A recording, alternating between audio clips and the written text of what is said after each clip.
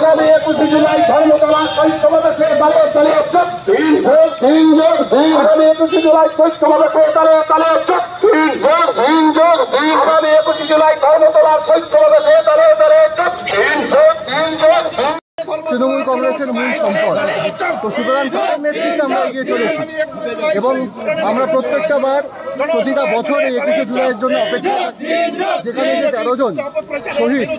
তারা গণতন্ত্র স্থাপনের জন্য মমতা বন্দ্যোপাধ্যায়ের নেতৃত্বে তারা সেদিন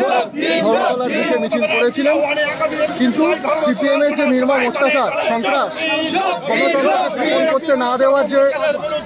চেষ্টা, সেটাকে তারা সবসময় এই মানুষের গুলি করেছেন। 13 জন শহীদ তাদেরকে মেরেছিল এবং সুতরাং তারই বিরুদ্ধে, এই সন্ত্রাসের বিরুদ্ধে, সেই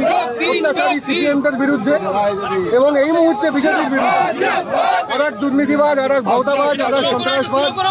তাদের বিরুদ্ধে আমাদের মূলত আজকের এই মিছিল, যেটা প্রত্যেকটা 21শে জুলাইয়ে মমতা বন্দ্যোপাধ্যায়ের নেতৃত্বে এবং অভিষেক বন্দ্যোপাধ্যায়ের সভাপতিত্বে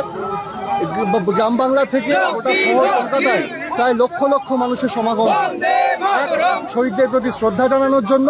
এবং এই সিপিএম, কংগ্রেস এবং বিজেপির বিরুদ্ধে সরব হয়ে আমরা সবাই একসাথে প্রতিবাদ করি।